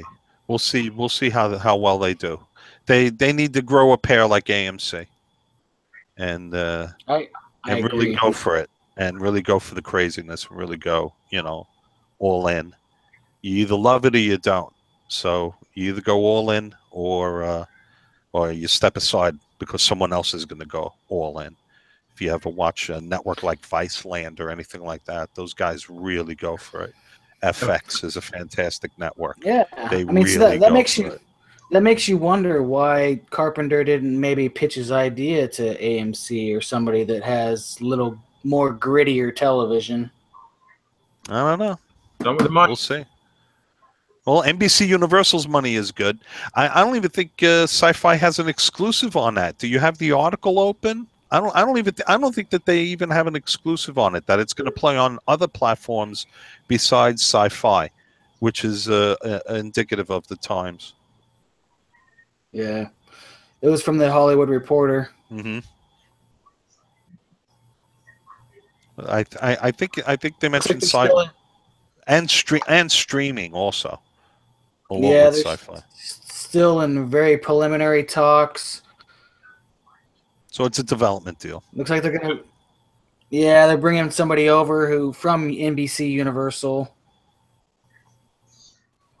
Yeah, we may have to talk about this in the future. Well, I think I might know who they're bringing over from NBC Universal. Who? I'm not going to say. Come on now. I can't. I can't. But I have a guess. You. It's nobody. No. It's nobody you've heard of.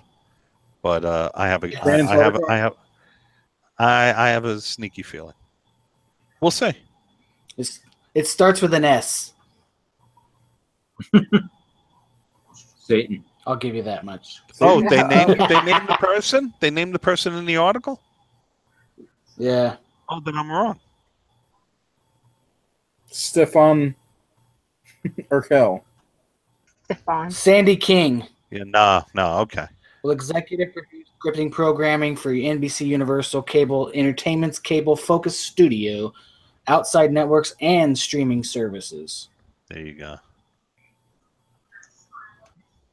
Well, that's the only thing I heard. That's the only thing I heard in the last week or so.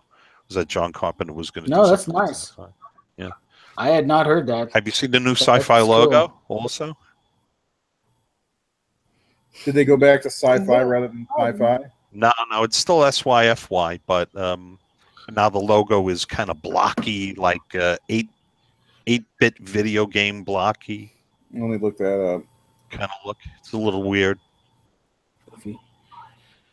I figured none of my Is there a reason why they changed? I figured none of my coworkers, my former coworkers, are watching anyway. So fuck it. I could talk shit.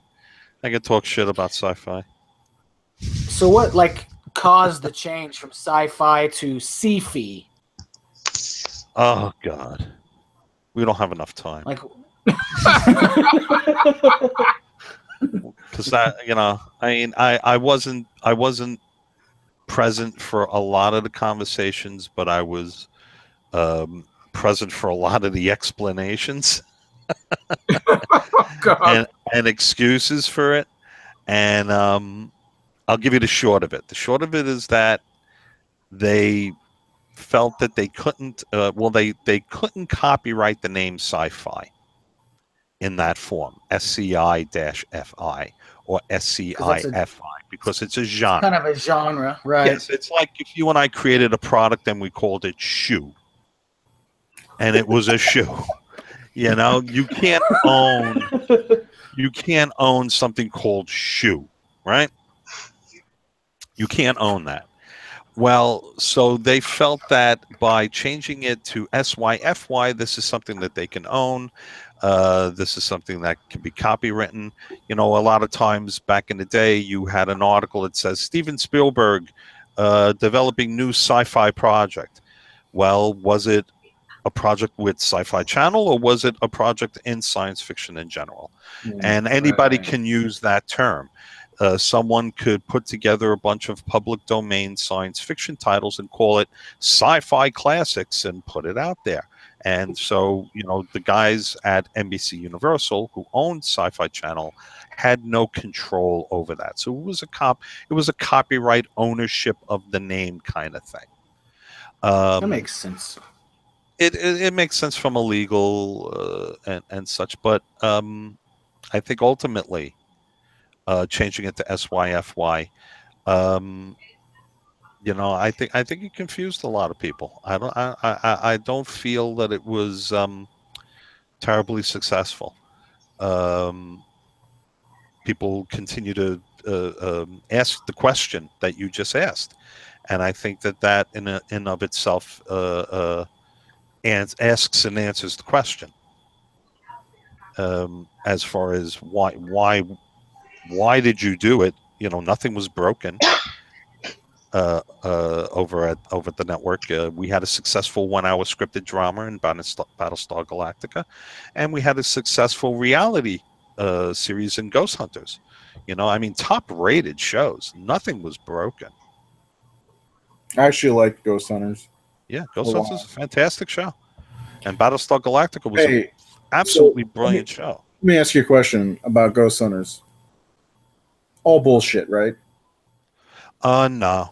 Well, first and foremost, I couldn't tell you because I wasn't part of that. That was a production thing, and I was an administrator Well, I in mean, an, did these in an guys office actually in believe Manhattan. in the But paranormal, or no, you know what? They were really ball busters. They were really tough. They weren't believers, those guys, you know. And I dealt with a lot of independent producers, and I still know a few filmmakers who are passionate believers. And I think what really made Ghost Hunters work was the fact that those guys were not really hardcore believers. They went in very skeptical. They went in incredibly skeptical. They're not they're not the how do I put it? The stereotypical supernatural believer that we see portrayed a lot of times. They were, you know, they were, what were they? They were plumbers, I think, or something like that. You know, yeah, they were just regular. They were regular guys, you know. And I'm good friends with a pair of brothers you may know, you may have heard of, called the Booth Brothers, and they've made some wonderful horror films called one called Death Tunnel, and they've made wonderful documentaries about the paranormal. And they're the very opposite of the fellas that were the Ghost Hunters. The Ghost Hunters were they went in very, very, very skeptical, very, very technical, where the Booth brothers, who I adore, are total believers. You know, complete believers. When you see their documentaries, these are passionate people who, you know, have accepted that there's another side, another realm, and that they're determined to penetrate it. Where the Ghost Hunters, you know, they were there to, you know, say, look, you know, the noise you're hearing is the furnace. You know, the change in temperature in the room is because of the vents open on the thing here. You know, but did they capture stuff that they couldn't explain? Yeah. I just saw Death Tunnel. Death Tunnel's not a bad movie. That's actually based on an actual building, an actual location. Yeah, the Wafer Institute. Been there. really? Institute. They're wonderful filmmakers. That's a big one. The people at TB, they sent them down the tunnel. Yeah. Is that what Yeah. Yes. Yeah. The work is done by the Booth brothers, and I highly recommend their work. They're the few filmmakers out there that really can straddle the world of scripted and unscripted, which is a unique talent. Dude, it's a unique talent that they actually produce documentaries, but also they produce scripted films as well. It's don't see that. You really don't see that in filmmaking. And I was fortunate enough to get them introduced and on Sci-Fi, and I got them on Chiller Theater, not Chiller Theater, excuse me, Chiller TV, which was our sister channel. Still is the sister channel over there, I believe. But I was able to get them. I was a real champion. I was like, get these guys on television. They're fantastic. That's cool. Is there anything else we want to mention before we wrap up? I'm gonna throw out a couple of mentions from my Days of the Dead trip. Yay. Before I go, if that's cool with you guys. Sure. Oh, okay. I met some very great people at Days of the Dead, and one of them he does poster prints, and he's recreating comic book covers, but with they're horror themed. And the Facebook page is Vile Consumption, and everyone should check it out. I have a video up on the YouTube and on our Facebook page showing some of the gifts that I got hits that I got. Good grammar. Anyway, some of the things that I got from the con, and that was one of the standouts, was from Vile Consumption. He's got a Facebook page, and it's very cool stuff. One of the other guys is I don't know if he's got a group page or whatever, but Jack Chaddix, he did the Barlow, Mr. Barlow, that I put up if you watch the video, and one of the Friday the 13th Jason pictures, and then a Christopher Lee as Dracula, which was, it just blew my lid when I saw that, and I had to have it. If you're familiar, I grew up watching the Hammer Horror Christopher Lee Dracula films. And then the other one is Atomic Cotton. Had the coolest shirts ever. Loved them. Yeah. Kansas City, yeah. I name dropped Jared when I was at their booth. I bought a Jason shirt that was very 80s retro vibe that said TGIF, and it was all neon. And I got a Freddy shirt that has Freddy and Nancy on it. It says "Made to Be Together" or something like that, or "Together Forever." Super cool. Friends forever. And I got a Suspiria shirts that I had to get a double XL because they're out of everything, and I wanted to get one while I was there. Oh, Luckily, the double XL is not too far off because I'm fat. But super cool shirts. Check them out on Facebook. Atomic Cotton. They got a lot of cool stuff, and they had a bunch of stuff there. And I was like, "Is this everything?" They're like, "No." I'm like, well, damn it. So hopefully they'll be at Flashback Weekend in September in Chicago that I plan on going to. I also got to meet CJ Graham, Adrian King. Love the King pictures. Hodder. I love the pictures. Yeah, that was fantastic. And Steve Dash, who signed everything, the real Jason, which is awesome. But Adrian King was amazing. CJ Graham loved my son. And there was one point where I was waiting in line to see CJ that he looks over because Kane Hodder yelled something. They're across the room from each other. And CJ takes one of his pictures and writes something on it and shows it over to Kane. It said "punk" on it. And Kane gets up and just does this. I was better. It was awesome. Uh-huh. And I also mentioned Kane Hodder singing the Golden Girls theme song while I was waiting in line for him. Thank you for being a friend. Really? Yeah. Wow. He was just singing along with one of his friends. It was pretty awesome. I can't believe how friendly these people are. It blows my mind. The one person I saw that I didn't expect to see was Linda Blair.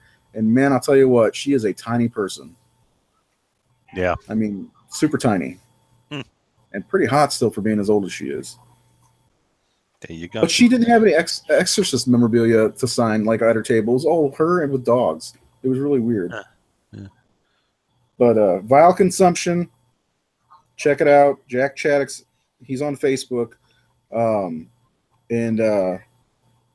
Terrence Muncie, I almost forgot. I went to his booth, and he's another artist. He does pinups. And I was attracted to his booth because there's a picture of Linnea Quigley naked as trash from Return of the Living Dead, and it's showing her basically everything. It's in the video if you guys want to check it out. But his work was great too. I just wanted to give these people a shout out. Justin Seaman from The Barn, the guys at Night at Something Strange, they made it a great convention for me. I had so much fun, and I can't wait for the next one in September. August. I can't believe I'm doing 2 more horror conventions. So that's all I got. Morgan, you coming to Horror Hound or not? Yes, I'm coming. I haven't bought anything yet, but I'm coming. Okay. You should go to Flashback Weekend. Freddie's going to be there. I want to meet him. Heather's going to be there too, right? I'm going to finally get to meet Lisa Wilcox, my longtime, almost 30-year crush. So I'm excited about that. Sounds like my usual weekend, Flashback Weekend. You know, just me and a Flashback bottle of Weekend NyQuil. days. You know. Anyway, anything else before we go? I don't think so. Well, speaking of conventions, there's one this weekend, and it is near Jared. Uh-oh. Uh-huh. And Crypticon. That's it. Hide your daughters. That's it. and some of the guests that are going to be there are Oh Jesus, I forgot all their names. I know who the people are, but I can't think of their names. Lord.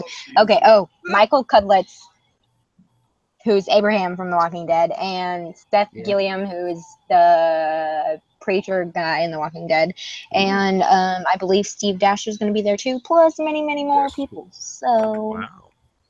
Couple I was X-Files people. How far of a drive is that? About What's his 5 hours? name? From where you're at, maybe 4. Hmm. It's an hour north of Kansas City. They actually moved it this year. It's up in St. Joe, Missouri. Which Have you doesn't been make to that sense. one? I went to that when it was still in Kansas City, and that's where I met Kane Hodder and Alex Vincent and a couple other folks.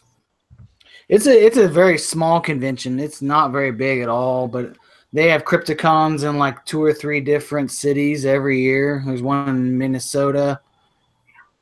Also, Yeah, there's a couple of friends of mine that are heading down to that, and they're like, "You should come." People I've met at the comic convention, actually, MightyCon, are going to be there. Yeah. But nah, I got to save my money for Robert Englund and Lisa Wilcox and Heather Langenkamp, all those guys, girls. yes. 'Cause, Yeah. you know, Nightmare on Elm Street's my favorite horror movie. So, oh, Well, then you got Anybody to make watch that it? happen. You just got to do that, dude. it's You got got to do it. I got my so I need to figure out what I want to get signed because my Crystal Lake Memories book is what I got signed for the Friday the 13th cast. Larry Zerner was another one I met. I almost forgot to mention. Who's going to be at the con? Which one? Flashback? The Nightmare on Elm Street? Oh, there's a lot of them. Almost the entire cast of Dream Master, which is my favorite. All right, well then, yeah. Then you bring And they're that actually post. showing Dream Master. They're going to show Dream Master at the con too. They're having a special Bring screening the poster. hosted by Bring the Robert poster Englund. and get them all to sign the fucking poster. Get everybody that? to sign the poster. You get that bad boy signed? Well, Heather Langenkamp's not in that one. So Well, you she bring gets- another poster, Yeah. and you get Robert and her to sign that poster. Not a bad idea. I do have. That's what I would do. By 17 of a That's Nightmare what I on Elm Street upstairs. That's what I would do. I would get posters. I would get posters of who's ever, figure out who's in what movies, bring those posters, and get as many signatures on one poster as possible. Yep. On each as possible. You could have Heather and Robert sign your Atomic Cotton shirt. Yeah, and never wear it again. Yep. And then you I frame should that wear bad that. boy. Like Or I have my beautiful Phantasm 3 signed by Angus and Don Coscarelli. Yeah, that's not a bad idea. The whole cast is going to be there for this one. Yeah, man. Yeah. With the exception of Joey and Kincaid, they're not going to be there. But the newer cast, the ones that And then you remount it and put it back up on the wall. are right back up there. Yep. Seriously, Razor, that's what I do. It's not a bad idea. I didn't even think about that. Yeah, Carry a you have poster the on. answer right there, right behind you. It's funny. There are people that had like rolled up posters in their backpacks, like 6 to 10 of them in one backpack that were walking around the convention that day. And all I had was my Crystal Lake Memories book, Yeah. which is I thought was cool to have signed. Everybody's signing it in silver except for the Jasons are signing it in gold. Very cool. So Yeah. I really Very wanted to get Warrington Gillette to sign under Steve Dash and see what he says about what Steve Dash says. So I liked how you I was- told them to sign it like a yearbook. That was yeah, that and was Larry a Zerner, cool- bless his heart, spelled Higgins wrong for Higgins Haven. And Adrienne King was great because she asked me what my favorite line was, and I was Damn it, Shelley! I said I hate to do it to you because you probably hear it all the time, but the final line of the movie, and so she put it in the book, and I was like, well, thank you, that's awesome, that's amazing. That's funny. She's like, I don't get sick of this. And then, the best part was later on. I was Reynolds wanted to get a picture with a great looking Freddie, and so we were waiting. She walks by and she taps me on the shoulder. It's Ty Ray and gave me a hug. I'm like, fuck yeah, man, super cool. Either that or she liked me. I don't know. Maybe You know, she's when the you- other Morgan because we're friends on Facebook. Yeah, you never know. But Adrian. yeah, you know how you were saying like Linda Blair looks good. Like I thought Adrian King looked good in your pictures. Like I think she He did. looks better than he Yeah. did like in Friday the 13th. Oh, I think so too. And she's in her early 60s, I think. Hmm. Or maybe late 50s. I don't know. It doesn't matter. She did look really good, and she smelled good too. I know I it's was weird, going but, through. I keep a couple of photo albums of stuff. You guys have seen just a fraction of my autograph collection, but you haven't really seen the photos that I've taken at conventions. I know you saw the pictures I took of me and Argento. Ariel Argento and things like that. But I was recently going through some photo albums, and I found pictures of me with Brad Dourif, Toby Hooper, Stuart Gordon, my goodness me, Linnea Quigley, Clive Barker, photos that I didn't realize existed, or that I forgot. That's Roddy awesome. McDowell, Grandpa Al Lewis. My pictures, Robert Block, Joe Dante, John Landis. That's cool. I'm a little disappointed. I kept going by Bill Mosley's booth, and he was never there. I really wanted to go. I love him, and I did go past your guy John Dugan, but he was really busy. Let's just say that when I went past him. Yeah. I have pictures of me and John Russo. I think there's a picture there too. There's a picture of a photograph I took of a dear friend of mine and Isaac Asimov. Oh wow! If you know who that is. Pictures of Ray Bradbury, Ray Harryhausen.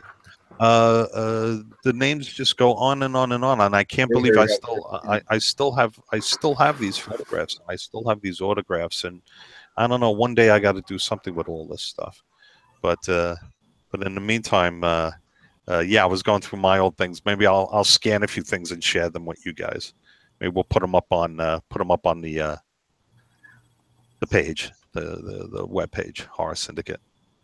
Anyway, let's put this puppy to bed. Let's wrap this showdown on the lowdown. Lowdown. Did everybody have an okay time? Yeah. Did we have fun, kids? Oh, we lost Jared. Lost Jared. All we get is a wall. All right. Well, let's do the ending Brian style and go around the table like we do. Baron. All right, so everybody knows where to find me. It's on Twitter under Baron_Craze, and of course Baron Craze on Facebook. Programming change. Baron's trip will be going off at 5:30 this Friday night. So tune in there. We do have a special guest on our show. So his name is Eric. He is a filmmaker. He was at the New Jersey Horror Con, and he's most likely going to be at the next New Jersey Horror Con also with another film of his. So definitely tune in. He'll be on the show at 6:30. So, hey, call-ins are welcome for our guest. All right. I guess over to Jarrett next. There you go. On? You're good. Cool. Come in, Houston. My mic's been going in and out recently, but you guys can find me on Facebook at Jared Letourneau, and if you want to follow me on the Twitter land down there at Jared Zombie, I keep wanting to say my name, Zombie_Survivor. Good night, y'all. Is that look for his reviews? Yes, Morgan. And you can find me on Twitter at Morgan_Jewel_S. Yep, that's Rayzilla. Well, as usual, kids, you can find me most Tuesday nights judging the one-legged ass-kicking contest down at St. Mickey's Knights of Columbus here in Lodi, New Jersey. And, it's a good time for everyone. And I'd just like to take a moment to thank the Ladies Auxiliary for the wonderful beefsteak dinner they gave us the other night. It was really fantastic. Also, if you want to look at my stupid Facebook page, you can look me up at the name you see below. It's an assumed name, I'm sure.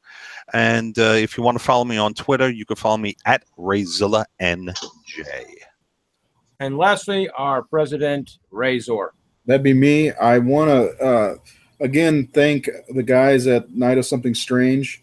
It was a fun movie, and you guys and Justin Seaman from the Barn made me really want to try to write an independent horror movie.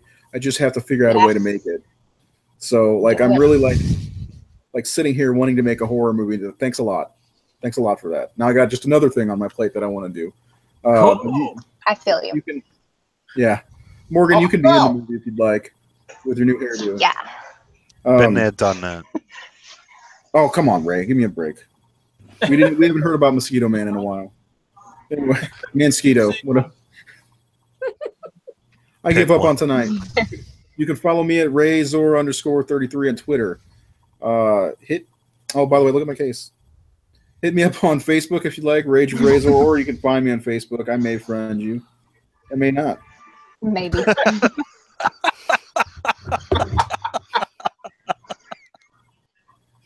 Fantastic. So I guess that's good evening. Baron, thank you. Jared, Morgan, Brian, thanks for the opening, even though you had to fall out kind of early. We missed you. But we had a fun show, I think. It wasn't a shit show like I thought it would be. Make sure to tune in next week as we talk about something else. Yes. How about we talk about horror movies next week? Just a Maybe. thought. That sounds great. Great I'm idea. thinking we're going to do musicals, and then we'll all do a dance number. Ooh. I'm And so then down for that. And then suddenly... Not the dance number part. There But you go.